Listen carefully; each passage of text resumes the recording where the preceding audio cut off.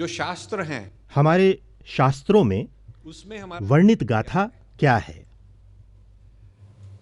हमारे शास्त्रों में कई प्रकार की गाथाएं हैं और इसे अस्वीकार नहीं किया जा सकता है।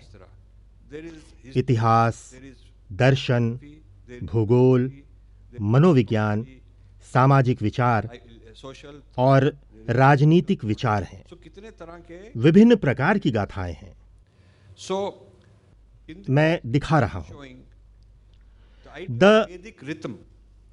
वैदिक रितम का विचार और ये कैसे समझाता है उच्चतम स्तर पर ब्रह्मांड और ये किस प्रकार निचले विभेदन पर पौधों और अन्य में जटिल व कूटबद्ध रूप से अवस्थित है। अर्थात सब कुछ रितम है। यदि परम सत्य रितम है और यहाँ तक कि पदार्थ भी रितम है, ये डार्विन से बहुत भिन्न है, क्योंकि उनके लिए पदार्थ स्वयंभू या स्वयं के कारण ही अस्तित्व में थे।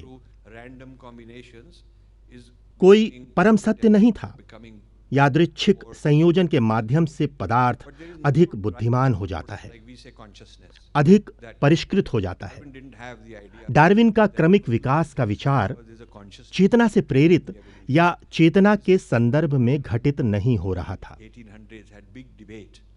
1800 के उत्तरार्ध में विवेकानंद ने बड़ी बहस की थी कि किस प्रकार हिंदू विचार डार्विन के क्रमिक विकास के विचार से श्रेष्ठतर हैं।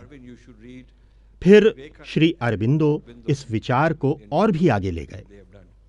इसलिए यदि आप डार्विन के प्रति एक हिंदू प्रतिक्रिया चाहते हैं तो आपको विवेकानंद और श्री अरबिंदो को पढ़ना चाहिए।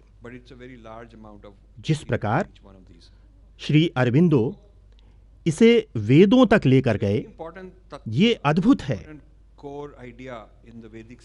पूरी बात वैदिक है, विषय बहुत बड़ा है। अतः मैं आपको एक बहुत ही त्वरित अवलोकन देने जा रहा हूं, परंतु इनमें से प्रत्येक में बहुत अधिक और महत्वपूर्ण सामग्री है।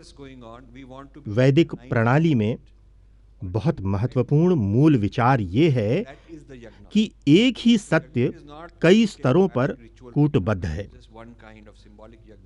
जहां तक मनुष्य की बात है, हम ब्रह्मांड के साथ पंक्तिबद्ध रहना चाहते हैं। हम चल रही ब्रह्मांडीय प्रक्रिया के साथ पंक्तिबद्ध रहना चाहते हैं और इसे यज्ञ कहा जाता है। यज्ञ केवल एक अग्नि अनुष्ठान नहीं है, ये केवल एक प्रकार का सांकेतिक यज्ञ है। स्वामी चिन्मयानंद ने गीता पर अपनी कक्षाएं आरंभ की थी और उपनिषदों पर कई दशक पहले पहला पुणे में था और केवल 20-25 लोगों ने इसमें भाग लिया था। मेरे पास विज्ञापन पुस्तिका की एक प्रति है जिसमें वे इसे ज्ञान यज्ञ कहते हैं। अर्थात यज्ञ केवल हवन नहीं है जो हम करते हैं, ये एक प्रकार है, परंतु यज्ञ एक बड़ा सिद्धांत है। मुख्य बिंदु ये है कि सत्य की प्रकृति अंतर प्रविष्ट है, एक के अंदर दूसरा के अंदर दूसरा के अंदर दूसरा। ये खंडित या विभक्त नहीं है। तो इसके किसी भी स्तर पर आप एक स्वरूप पा सकते हैं। कोई इसका ब्रह्मांडीय स्तर पर वर्णन कर सकता है, कोई इसका सूक्ष्म स्तर पर वर्णन कर सकता है, परंतु ये वही समान सिद्धांत है जो इन सभी में काम कर रहा है। परिणाम स्वरूप जब हम अपनी गाथा के बारे में बात करते हैं तो गाथा कई प्रकार की हो सकती है। मैं उन्हें तीव्रता से सूचीबद्ध करूंगा।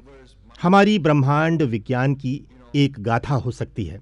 हमारे पास पवित्र भूगोल एक गाथा के रूप में हो सकती है कि किस प्रकार पृथ्वी पर ब्रह्मांडीय चेतना कूटबद्ध है। पारिस्थितिक तंत्र, पवित्र नदियों, पहाड़ों और विभिन्न पवित्र स्थानों के संदर्भ में पवित्र और धार्मिक के बीच के भेद को समझना और अनुभव करना आपके लिए बहुत महत्वपूर्ण है। वे कहते हैं कि अरब भूमि मक्का धार्मिक है, If you go to यरूशलेम धार्मिक है, या धार्मिक बाइबल की बात करते हैं, या धार्मिक कुरान की। मेरी पुस्तक इंद्राज नेट में मैंने पवित्र और धार्मिक के बीच के भेद को समझाया है। अब्राह्मणिक धर्मों में कुछ स्थान और पुस्तक धार्मिक हो सकते हैं, पर पवित्र नहीं। learned, यदि आप एक ज्ञानी इस्लामी विद्वान से बात करते हैं you ask him, is the Quran और उनसे पूछते हैं कि क्या कुरान पवित्र है not sacred? या धार्मिक, Very important difference. वे कहेंगे ये धार्मिक है, Sacred means the divine पवित्र नहीं है। here in this matter. पवित्र का अभिप्राय है कि ईश्वर यहाँ इस पदार्थ में उपस्थित है। ईश्वर इस रिमोट में और इस माइक्रोफोन में उपस्थित है। हमारे शरीर में भी धार्मिक का केवल ये अभिप्राय है कि कुछ महत्वपूर्ण घटना हुई थी, परंतु वहाँ ईश्वर उपस्थित नहीं था। ईश्वर मस्जिद में उपस्थित नहीं है। Tishta. कोई प्राण प्रतिष्ठा जैसी बात नहीं होती है जिससे भगवान या अल्लाह इस रूप में आते हैं। इसे मूर्ति पूजा कहा जाता है और ये प्रतिबंधित है। Church, इन विषयों को समझना महत्वपूर्ण है। गिरजाघरों में, यहूदी पूजा स्थलों और धार्मिक स्थलों में ईश्वर बिल्कुल उपस्थित नहीं है। कोई प्राण प्रतिष्ठा नहीं होती है। वे पवित्र नहीं हैं, वे धार्मिक हैं। इसलिए हमारे पास एक पवित्र भूगोल है, उनके पास धार्मिक भूमि है। हमारे लोग बिना ध्यान किए अनुवाद करते हैं कि सब एक ही होना चाहिए। दोषपूर्ण अनुवादों के कारण ऐसा है कि हम उन्हें समान समझते हैं। दोषपूर्ण अनुवादों के कारण ऐसा है कि हम उन्हें समान समझाते हैं। अगला इतिहास है जिसके बारे में मैंने बहुत विस्तार से तर्क दिया है कि ये इतिहास हिस्ट्री के समान नहीं है। इतिहास, हिस्ट्री बिल्कुल भी इतिहास जैसा नहीं है। उनके लिए पुराण जैसा ग्रंथ बाइबल है जिसमें ईश्वर पृथ्वी पर विभिन्न गतिविधियों में भाग ले रहे हैं। ये 3 अब्राह्मणिक धर्मों में केवल एक बार होता है और वो है ईश्वर के रूप में यीशु। acting in the earth. यहूदी धर्म में Judaism, ईश्वर पृथ्वी पर कभी नहीं आते हैं और पैगंबर नामक एक दूत के माध्यम से through a स्वर्ग से बात करते हैं। called prophet. पैगंबर एक प्रबुद्ध गुरु या अवतार नहीं है, वे एक मानव संसाधन प्रबंधक की तरह हैं, Avatar. एक Very clear. कर्मियों के निदेशक की तरह। Just a HR वे पहुंचाते करते हैं director. और जो भी संदेश कहा है, सीईओ ने उनसे पहुंचाने को कहा है, supposed to be conveying the message. वे इस मानव रूप में ईश्वर नहीं है। He is God. In हमें ये अवश्य समझना चाहिए। So it's very important और to understand फिर इस्लाम में मोहम्मद एक प्रबुद्ध व्यक्ति नहीं है, that वे to understand एक अवतार नहीं है। is not मोहम्मद की पूजा की अनुमति नहीं है। an avatar. वे केवल इतना कहते हैं कि मैं एक दूत हूं और जो मैंने सुना है केवल आपको उसे बता रहा हूं। Telling you what I मैंने अल्लाह से निर्देश प्राप्त किया और उसे केवल आप तक पहुंचाया। am supposed to do. कोई भी ज्ञानी मुस्लिम आपको ये बताएगा। हमारे लोग इतने अज्ञानी हैं कि हम कहते हैं हमारे अवतार की भांति मोहम्मद आपके धर्म में एक अवतार हैं। ये उनके लिए अपमानजनक है क्योंकि आप उनके पूरे ब्रह्मांड विज्ञान की अवमानना कर रहे हैं जिसमें ईश्वर मानव रूप में नहीं हो सकते हैं, ना तो यहूदी धर्म और ना ही इस्लाम में।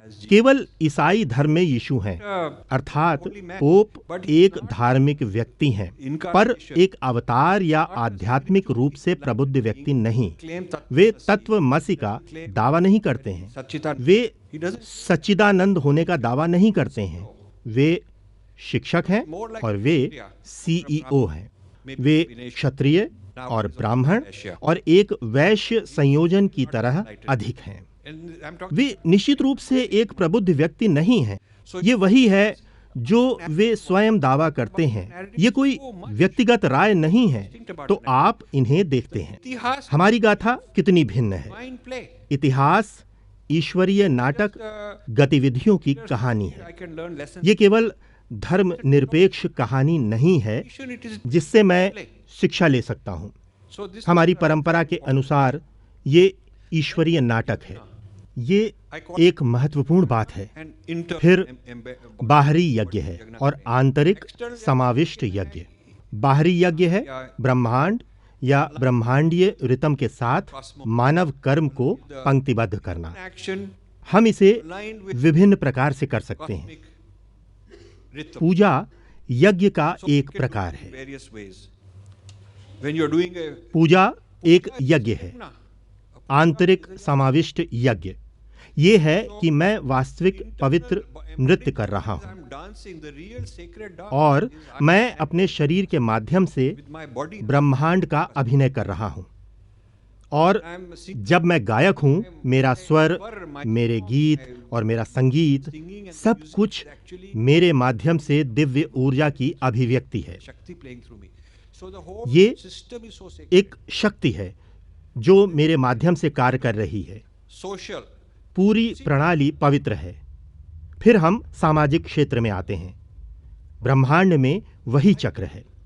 एक अन्य स्तर पर यह ब्रह्मांड भौतिक स्तर पर चक्र है। Earth, universe, पारिस्थितिकी तंत्र में चक्र है और मानव समाज में भी, जो कि सामाजिक चक्र है। human society, एक अन्य स्तर पर मेरे शरीर का एक चक्र है, एक जन्म से दूसरे तक, अर्थात चक्रीय प्रकृति हर स्तर पर है। nature is in धर्मशास्त्र इस चक्रीय प्रकृति का विवरण और ब्रह्मांड के साथ इसे how संतुलित कैसे किया जाए ये बताते हैं। this is what the dharma शासन, राजा की भूमिका, क्या करना है क्या नहीं करना है, ये अर्थशास्त्र में वर्णित है। and all that is the Arthashastra. So ये भारतीय सामाजिक और राजनीतिक सिद्धांत हैं और इनकी व्याख्या एक वैदिक दृष्टिकोण के साथ की जानी चाहिए। credited with the Vedic point. ये वो बात है जो मैं कहना चाहता हूँ। This is यहाँ तक कि लौकिक विश्व भी, then even जैसे कि हम यदि एक अति व्यावहारिक और पदार्थ तुल्य वस्तु दवा लेते हैं, medicine is उसमें भी हमारी सांस्कृतिक उन्नति को पूरे आध्यात्मिक आयाम से पृथक नहीं किया जा सकता है। cannot be separated from this whole. दूसरे शब्दों में हमारी संस्कृति की गाथाओं का वर्णन बहुत कठिन है, In other words, क्योंकि हमारे पास इतनी सारी कथाएं हैं, our culture. एक या दो नहीं। कुछ लोग मुझे इतिहास की एक पुस्तक लिखने के लिए कहते हैं। Lot of people. हमारी सभी पहचान संबंधी समस्याओं का समाधान हो जाएगा और आप ऐसा करने के लिए सबसे योग्य व्यक्ति हैं। आप एक you should be the you are the right person. आप history परियोजना बहुत बड़ी है क्योंकि आपको भारतीय गाथाओं के बारे में लिखना है जिसका इतिहास एक अंश है। है. But अब मैं आपको बताऊंगा कि ये क्यों महत्वपूर्ण है। हमें प्रायः ये बताया जाता है कि वैदिक संस्कृति मूर्ति पूजकों pagan. पागन के समान है। कई वर्षों तक मैंने विभिन्न स्थानों की यात्रा की है। In the many years. उनको और उनकी संस्कृति को समझने के लिए मैंने बहुत सारे तथाकथित मूर्ति पूजक समूहों के साथ कई चर्चाएं की हैं। Stand quite a lot. मैंने कैलिटिक, ड्रुइड्स और अन्य से बातचीत की है। Groups हैं. सबसे पहले मूर्ति पूजक शब्द अपमानजनक है। Word pagan is an insult. वे इसे अपमानजनक पाते हैं। Pagan means मूर्ति पूजक का अर्थ एक अपरिष्कृत ग्रामीण कद्दू है। Christians ने उनको pagan. ईसाइयों ने उन्हें पागन नाम दिया। आप लोग sophisticated नहीं हो. उन पर आदिम समूह होने का आरोप लगाया गया। उस समय रोमन शासक ईसाई धर्म फैला रहे थे। Roman rulers Christianity spread कर रहे थे. ईसाई रोमन शासक स्वयं को परिष्कृत और सार्वलौकिक मानते थे। उनको कहते थे कि तुम लोग वे लोग जिन्होंने ईसाई धर्म में धर्मांतरण से मना कर दिया, so उनको पागन और पिछड़ा कहा गया। pagan became कुछ समय पश्चात पागन शब्द सामान्य हो गया। when we are collaborating. दुर्भाग्यवश जब हमारे बहुत से लोग उनके साथ सहयोग करते हैं तो सामान्यतः पागन शब्द का प्रयोग करते हैं। Turn. So ये हमें समझना चाहिए और स्पष्ट करना चाहिए कि ये उचित शब्द नहीं है। they are इसी प्रकार विक्का लोग हैं from nature. या प्रकृति धर्म। Profit coming from somewhere. This is वे किसी पैगंबर के स्थान पर प्रकृति से प्रेरित आध्यात्मिक परंपराएं हैं। is different. मैं Is it ये नहीं जानना चाहता था कि समान क्या है, that is different? बल्कि वैदिक परंपरा से भिन्न क्या है। And the पागन परंपराओं से भिन्नताओं में से एक महत्वपूर्ण जो मैंने पाया वो ये है कि उनके पास शास्त्र नहीं है। so my whole talk ये एक बड़ी खोज है। is because इसलिए मेरी पूरी बात that these other इन अन्य गैर अब्राह्मिक धर्मों के बारे में मेरे अन्वेषण के कारण है। 3 अब्राह्मिक धर्म हैं। world population. गैर अब्राह्मिक और अब्राह्मिक धर्म प्रत्येक विश्व की 50% आबादी है Hindu भी Buddhist धर्म या लगभग बाकी culture 400 crore. The non-Abrahamic, 400 crore में out of them, Hindu, only बौद्ध Dharma tradition और have अन्य सम्मिलित हैं। गैर अब्राह्मिक लोगों में केवल धर्म परंपराओं में शास्त्र हैं। so ये बहुत बड़ी बात है, because they क्योंकि उनके पास एक शिक्षा की परंपरा नहीं है। of people who ब्राह्मणों की, जिनके पूरे जीवन का यही काम था, शास्त्रों को ताड़ के पत्तों पर लिखकर संरक्षित करना, याद करना, समझना, प्रसारित करना और अगली पीढ़ी को इसे सिखाना। I'll go to उनके पास शास्त्रों की प्रणाली नहीं थी। अब ये slide मैं है, अगली स्लाइड पर जा रहा हूं। क्या learned tradition यहाँ केंद्र में आप शिक्षा की परंपरा देखते हैं। हमारी संस्कृति में हमारी संस्कृति में ये ब्राह्मणों का काम था। ऊपर में शास्त्र है, 3 parts हमारे पास 3 अंग हैं: शास्त्र होना चाहिए, शिक्षा, परंपरा, शास्त्र और साधक। शास्त्र पर्याप्त नहीं है। enough शास्त्र एक पुस्तक की भांति है भूल जाओ, और आप इसे पुस्तकालय में रखकर भूल सकते हैं। चाहे वो आपको करता है, चाहे वो एक साधक चाहिए, करता है, जो भी करता है वो संभवतः practice करता है। यज्ञ का, थर्ड इज इंस्टीट्यूशन, या पूजा, या किसी और अभ्यास का। हम और तीसरा संस्थान है, या हम इसे परंपरा कह सकते हैं, शास्त्र एंड अर्थात शिक्षित परंपरा में शास्त्र थे। प्रत्येक पीढ़ी में साधक और एक परंपरा। इन तीनों का संयोजन वो कारण है कि हम पागनों की भांति नष्ट नहीं हुए थे। लोग मुझसे पूछते हैं कि इतने पराजय के बाद भी हिंदू धर्म क्यों जीवित है, जबकि पागनों को मिटा दिया गया। जब इस्लाम मिस्र आया तो महान मिस्र की सभ्यता नष्ट हो गई। पिरामिड के निर्माता विलुप्त हो गए। यूरोपीय पागन संपूर्ण रूप से विलुप्त हो गए। परंतु उत्तर अमेरिका और दक्षिण अमेरिका दोनों में पुजारी, पुजारिन और आगम जैसे अनुष्ठान थे। उनके पास साधक और परंपरा भी थी, क्योंकि एक पुरोहित है जो उत्तराधिकारियों को अपना ज्ञान सौंपता है। इन सभी गैर अब्राह्मिक धर्मों में साधक और परंपराएं हैं, परंतु धार्मिक परंपरा के अलावा किसी के पास शास्त्र नहीं है।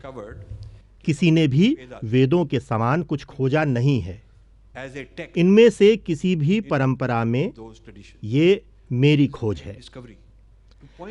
ऐसे लोगों के साथ सैकड़ों चर्चाओं के आधार पर और उनसे उनके धर्मों के बारे में पूछने पर मैंने पाया कि हमारे पास कई समकक्ष थे।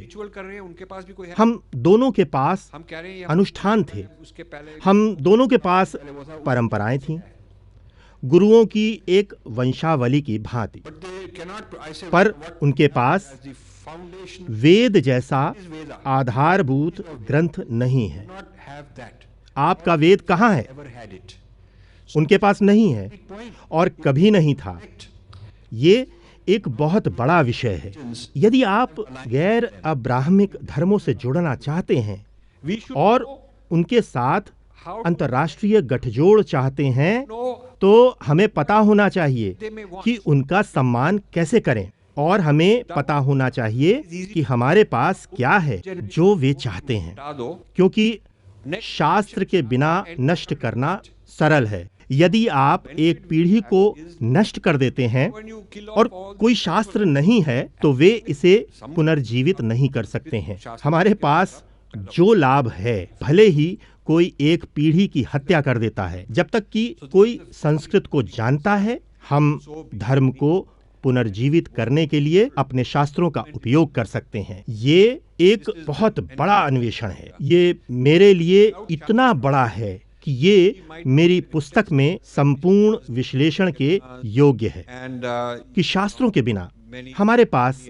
संभवतः महानतम यज्ञ विशेषज्ञ और परंपराएं हो सकती थीं, पर हम पर जो क्रूर आक्रमण हुए थे, हम सरलता से मिटा दिए गए होते।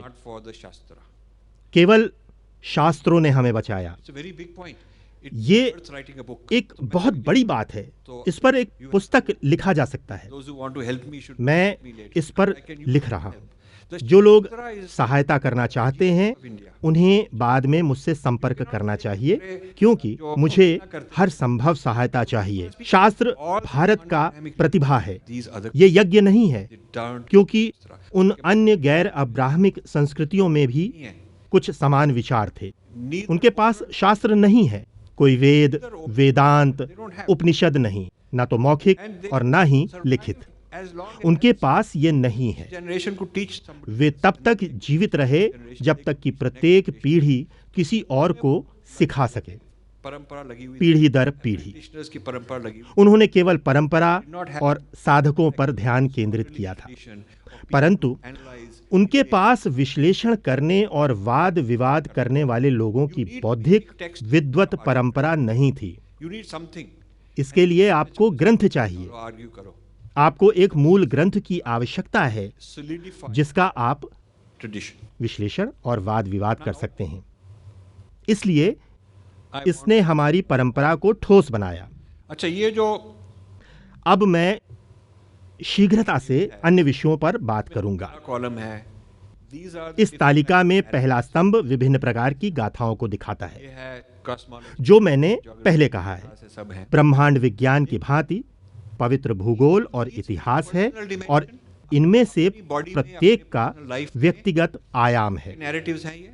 आपके शरीर और These are narratives, व्यक्तिगत जीवन में व्यक्तिगत गाथाएं होती हैं। narratives that you can apply to the family. ये परिवार, समुदाय, जाति या देश स्तर पर लागू होने वाली गाथाएं हैं, Because there's a क्योंकि sacredness, there's a इतिहास of the country. देश की पवित्रता और इतिहास है। Apply to the whole cosmos.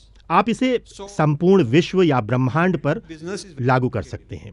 if somebody wants to अर्थात write about narrative, गाथाएं जटिल हैं, इसलिए ये 7 या 8 पंक्तियां पर्याप्त नहीं हैं, और उनमें से प्रत्येक की व्यक्तिगत स्तर, पारिवारिक स्तर, देश स्तर और मानवता के स्तर की गाथाएं हो सकती हैं। गाथाएं कई मंचों वाली एक रंगमंच की तरह हैं, जहां भिन्न भिन्न गाथाओं पर अभिनय हो रहा है। अर्थात महागाथा अनुसंधान एक विशाल परियोजना है। मैं कई वर्षों से इस पर काम कर रहा हूं। एक राजनीतिक विषय ये है कि कोई कह सकता है कि ये सभी स्तर पवित्र हैं, जबकि कोई कहता है कि ये धर्मनिरपेक्ष हैं, इसका पवित्रता के साथ कोई संबंध नहीं है। जैसे कि शेल्डन पोलाक संस्कृत से अनुराग रखते हैं, पर उनके लिए वेदों और शास्त्रों की कोई दैवीय उपस्थिति नहीं है। नृत्य, कविता और काव्य है, पर कोई पवित्रता नहीं। इसके स्थान पर महिलाओं, अल्पसंख्यकों और भिन्न जातियों का शोषण है, और वे ऐसी परियोजनाओं पर काम करते हैं। पवित्रता को हटाने के लिए और मानवाधिकार की दृष्टि जोड़ने के लिए ये षड्यंत्र है। आप एक पवित्र दृष्टि रख सकते हैं। आपके पास धर्मनिरपेक्ष परंतु सम्मानजनक दृष्टि हो सकती है कि इन लोगों के पास रामायण जैसी अच्छी काव्य और कहानियां हैं, परंतु कोई पवित्रता या दिव्यता नहीं है। तीसरी दृष्टि एक अपमानजनक दृष्टि है, जिसमें वे हमारे ग्रंथों में मानवाधिकारों के दुरुपयोग को ढूंढने का प्रयास करते हैं और इसे नीचा दिखाने का प्रयास करते हैं। बस देखें कि हमारी गाथा को देखने के लिए कितनी दृष्टियां हैं। ये बहुत जटिल है। मैं तीव्रता से आगे बढ़ूंगा, क्योंकि इनमें से प्रत्येक बड़े विषय हैं। मैं कुछ को छोड़ दूंगा, लेकिन यही वह है जिसके बारे में मैं बात करना चाहता हूं। ये बहुत ही मोहक विषय है, जिसका नाम है उत्तर आधुनिकतावाद, जो वेदांत जैसा दिखता है। समानता है, लेकिन ये बहुत भयावह है। उत्तर आधुनिकतावाद एक पश्चिमी निर्माण है, जो पिछली 2 पीढ़ियों में भारत में बहुत ही प्रचलित हो गया है। अंग्रेजी पढ़ने की इच्छा रखने वाले छात्र उत्तर आधुनिकतावादी बनना चाहते हैं। अर्थात जो हुआ है वो ये कि उत्तर आधुनिकतावादियों ने हमारे शास्त्रों से बहुत सारे विषय ले लिया है। उन्होंने पवित्र को हटा दिया, इसे थोड़ा मोड़ दिया और अपनी जटिल शब्दावली को जोड़ा। इसलिए अब हमारे लोग इसमें से कुछ भी नहीं समझते हैं। अंग्रेजियत वाले जो हैं और फिर अंग्रेजी के भारतीय छात्रों के माध्यम से इसे फिर से भारत में निर्यात किया गया, जो पिछली 2 पीढ़ियों से हमारे पारंपरिक संस्कृत विद्वान नहीं जानते कि ये सभी गतिविधियां चल रही हैं। कहां से ऐसी विचित्र विचारधारा वाले लोग आए, हम ये भी नहीं जानते हैं। जब मैं सहायता के लिए संस्कृत संस्थानों में जाता हूं, वे सहायता नहीं कर सकते क्योंकि उन्होंने कभी ऐसे विषयों का अध्ययन नहीं किया है। अब मैं आपको कुछ आश्चर्यजनक बात बताऊंगा। फर्डिनेंड सोसोर को संरचनावाद का जनक माना जाता है, जिसने दूसरे विषय को जन्म दिया जिसे उत्तर संरचनावाद कहते हैं। उन्होंने संरचनावाद का आविष्कार किया जो उत्तर संरचनावाद के रूप में विकसित हुआ। उत्तर संरचनावाद जो बन गया, जिसे अब उत्तर आधुनिकतावाद कहा जाता है। उत्तर आधुनिकतावाद के इतिहास में मूल बड़ा विचारक फर्डिनेंड सोसोर है। वे आपको जो नहीं बताते हैं वो ये कि उनकी पीएचडी संस्कृत में थी। उन्होंने पाणिनि के व्याकरण पर पीएचडी लिखा और उन्होंने पढ़ाया।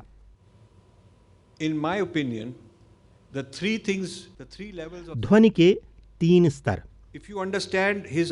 उन्होंने ध्वनि क्या है इस पर अपना स्वयं का विचार विकसित किया, जिसे हम शब्द और वाक कहते हैं। वे अपनी शब्दावली के साथ आए और इसे इतना घुमा दिया कि हमारे लोगों को ये पता नहीं चला कि क्या हुआ। उन्होंने परावाक को हटा दिया क्योंकि ये लोकोत्तर विश्व से संबंधित है, जिसे वे स्वीकार नहीं करते। ये उनकी प्रणाली में नहीं है। पश्यन्ति, मध्यमा और वैखरी के लिए उन्होंने अपनी शब्दावली विकसित की। वे पश्यन्ति को शब्द चित्र कहते हैं, जिसमें शब्द और चित्र दोनों होते हैं। ये जागृत शब्द चित्र में बहुत गहरा है, जिससे तत्व निकलते हैं। उनकी शब्दावली है संकेत, सूचित, संकेतक और संकेतित। उन्होंने फ्रांस में अपने पूरे जीवन भर एक पाठ्यक्रम कोर्स पढ़ाया। उनकी मृत्यु के बाद उनके छात्रों ने कक्षा की टिप्पणियों को संकलित किया और जो विचारधारा से मेल नहीं खाता था उन्हें हटाकर इसका संपादन किया। उन्होंने मरणोपरांत उनके प्राध्यापक द्वारा लिखित एक पुस्तक प्रकाशित किया जिसका नाम था संरचनावाद। ये पश्चिम में संरचनावाद की उत्पत्ति है। वाक के 4 स्तर। एक स्तर काटकर बाहर निकाला हुआ क्योंकि ये सुसंगत नहीं था। ये सब हुआ और यही सब है जिसे मैं लिख रहा हूँ। विकृतियों पर, और आप उस पर एक पूरा अध्याय लिख सकते हैं। कार्ल जुंग, वे फ्रायड के महानतम छात्र थे और फिर उनकी फ्रायड से लड़ाई हुई थी। उन्होंने जुंगियन विचार आरंभ किया। मैंने उस पर एक अप्रकाशित पुस्तक लिखी है जिसे मैं अभी प्रकाशित करना चाहता हूं। मैंने एक विश्लेषण किया कि कैसे पश्चिमी अनुवादों के माध्यम से जुंग ने भारतीय विचारों का अध्ययन किया। ज्यूरिख में वे 1930 के दशक में ग्रीष्मकालीन संस्थान में चक्र नामक पाठ्यक्रम पढ़ाते थे। कुंडलिनी और तंत्र, उन्होंने इन पदों का उपयोग किया और वे हमारे मनोवैज्ञानिक सिद्धांत से बहुत प्रभावित हुए। मेरे पास एक आरेख है। मैं दिल्ली विश्वविद्यालय में पश्चिमी मस्तिष्क विज्ञान और अस्वीकृत भारतीय स्रोतों पर 22 को एक व्याख्यान दूंगा। मैं इस आरेख को दिखाऊंगा। सभी चक्रों में उन्होंने निचले 5 को स्वीकार किया, उनकी चोरी की, अपनी शब्दावली में पचाया, डाइजेस्ट, और एक ईसाई घुमाव दिया ताकि ईसाई खुश रहें। उन्होंने चक्र और कुंडलिनी शब्द का प्रयोग किया। शीर्ष 2 जहां हम लोकोत्तर विषय की बात करते हैं, about और उनके अनुसार अद्वैत मान्य नहीं है। is not valid. चेतना के उच्च स्तर पर He says कि these संबंधी योगियों के are showing ये दावे जहां लोग खो सकते हैं, crazy problems. उन्हें We thought कि जुंग ने अस्वीकार्य पाया, they are in some मतिभ्रम या उन्माद की भांति, क्योंकि ये पश्चिमी प्रतिमान से सुसंगत नहीं हो सकता। very important for us. हमें ये पता होना चाहिए। मैं इसे एक पुस्तक के रूप में लिखना चाहता था। Wanted to turn it into a book. मेरे जीवन की बड़ी भूलों में से एक, Blunders of my जो मैं लोगों को दोहराने के लिए नहीं कहता हूँ, blunders. ये है कि पुस्तक लिखने के बाद Publishing the book पुस्तक प्रकाशित करने के स्थान पर to people to criticize मैं इसे me, feedback. परिपूर्ण बनाने के लिए लोगों को प्रतिक्रिया के लिए भेजता रहा, Can never, और ऐसा कभी नहीं हुआ। जाता है. तो अब समय चला गया है, State in 19 मुझे इसे 1990 के दशकों में ही प्रकाशित करना चाहिए था, जब मैंने इसे लिखा था। अब मुझे इसे प्रकाशित करना है। Then there is this postmodernism. फिर उत्तर आधुनिकतावाद है, जो कहता है क्या कहती है? कि शास्त्रों या ग्रंथों में लेखक का उद्देश्य अप्रासंगिक है, क्योंकि लेखक मर चुका है। Is irrelevant. इसलिए आप ये नहीं कह सकते कि वेद व्यास की मंशा या व्याख्या का ये ऐसी थी, intention था तो ये interpret. क्योंकि वेद व्यास मर चुके हैं। वेद व्यास is not मैं अपनी व्याख्या देने के लिए स्वतंत्र हूँ, my interpretation जिसका वेदों के साथ संगत होना आवश्यक नहीं है, with Vedas because Vedas क्योंकि उन्होंने वेदों को पृथक कर दिया है। तो उनके लिए एक वेंडी डोनिगर जैसी व्याख्या करना सर्वथा उचित है। अर्थात मैं फ्रायड की मनोवैज्ञानिक विश्लेषण का उपयोग कर सकता हूं और आपकी पूरी परंपरा का मनोविश्लेषण कर सकता हूं, क्योंकि मूल उद्देश्य अप्रासंगिक और निरुपयोगी है और उसे त्यागना होगा।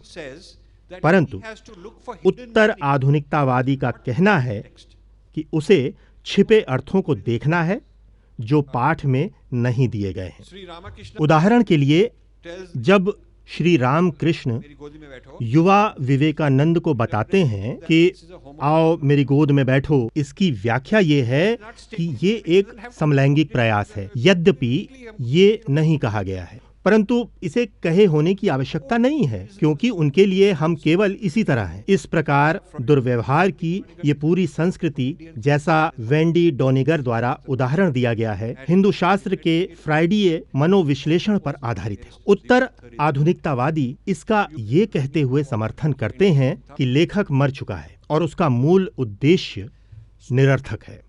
अर्थात वेंडी डोनिगर इसकी मार्ग प्रदर्शक है। फिर शेल्डन पोलाक भी उत्तर आधुनिकतावादी हैं।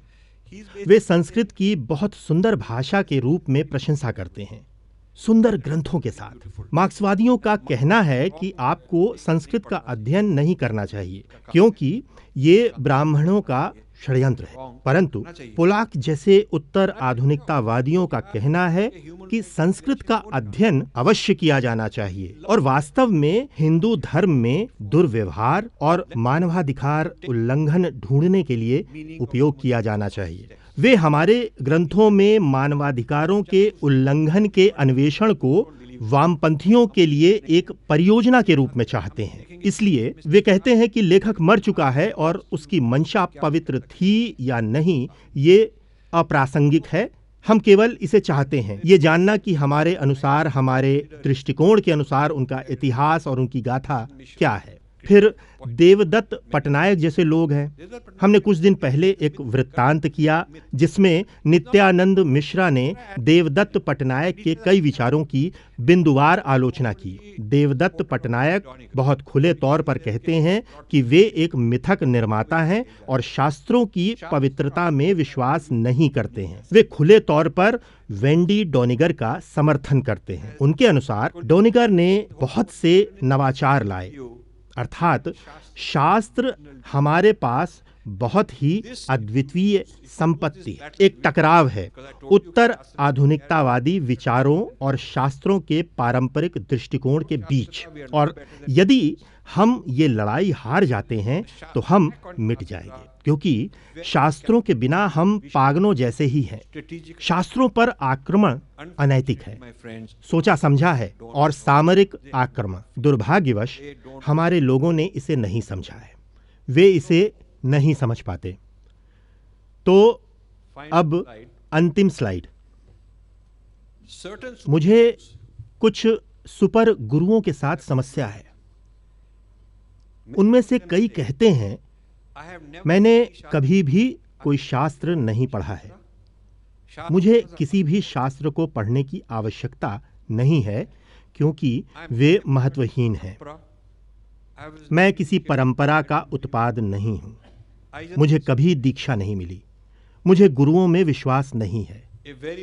मैंने इसे अपने लिए ढूंढा। in the south दक्षिण में एक बहुत ही लोकप्रिय सुपर गुरु ये कहते हैं, वो उनके ज्यादा लोग मुझे बताते हैं कि उनके पास मुझसे अधिक अनुयायी हैं, is a great man I respect फिर भी आप उनकी निंदा कर रहे हैं। नहीं है personal इसलिए मैं उन्हें कहता हूं कि मुझे कोई व्यक्तिगत समस्या नहीं है और मैं उनका सम्मान करता हूं, मैं उन्हें प्रणाम करता हूं, पर मैं इस बिंदु पर असहमत हूं। Genius enlightened मेरा प्रत्युत्तर ये है कि आप सहज ज्ञान प्राप्त करने का दावा करते हैं, saying शास्त्र, गुरु या परंपरा की आवश्यकता के बिना ऐसा हो सकता है, परंतु ये आपके पिछले कर्म के कारण से हुआ, क्योंकि पिछले जन्मों में आप शास्त्र अध्ययन कर रहे थे, किसी परंपरा का अंग थे, you were in param आपने बहुत तपस्या की, आपने बहुत तपस्या हो सकती है आप मर गए, you died और इसलिए में आप इस जन्म में आपको ज्ञान बहुत शीघ्र मिला। not denying ये आपके साथ हुआ, saying आपका हो गया मैं ये अस्वीकार नहीं कर रहा हूं, लोगों को कि पर ये बात जो कि आप अपने छात्रों को सिखा रहे हैं कि शास्त्र और परंपरा की आवश्यकता नहीं है, दोषपूर्ण है। उन्हें इसकी आवश्यकता है। 99.99% लोगों को आवश्यकता है ग्रंथ, गुरु, ज्ञान, शिक्षक और प्रणाली की। फिर धीरे धीरे वे विकसित होंगे पिछले जीवन के कर्मों के कारण। संभवतः 0.001% को इनकी आवश्यकता नहीं है और प्रयास किए बिना उन्हें ज्ञान प्राप्त हो सकता है। एक ऑस्ट्रेलियाई हैं एखर्ट टॉले, जो दावा करते हैं कि उन्हें उद्यान में बैठे बैठे मिल्क शेक मिल रहा था। किसी ने ताली मारी और उन्हें ज्ञान प्राप्त हो गया। वे चारों ओर घूम घूम कर इसे पढ़ाते हैं। ये अनुत्तरदायी है, क्योंकि आपके इतिहास और आपके पास जो कुछ भी है उसके आधार पर आपके लिए जो मान्य है, आपके पिछले जीवन से विरासत में मिली हुई, वो आपके छात्रों के लिए अनिवार्य रूप से सही नहीं हो सकता है। इसलिए जब इस प्रकार के सुपर गुरु चारों ओर ये कहते हुए घूमते हैं कि मैं शास्त्र, परंपरा और गुरुओं पर विश्वास नहीं करता, ये अनुत्तरदायी है।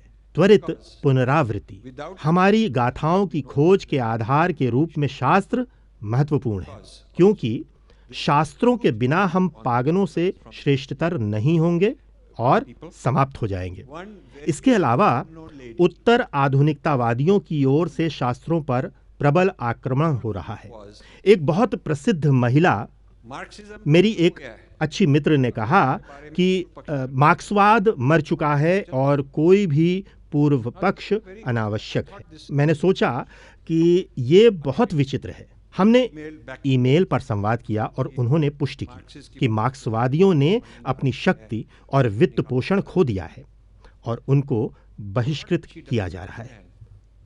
वे जो नहीं समझती हैं वो ये कि मार्क्सवाद उत्तर आधुनिकतावाद में विकसित हो गया है। ये एक नए अवतार में है।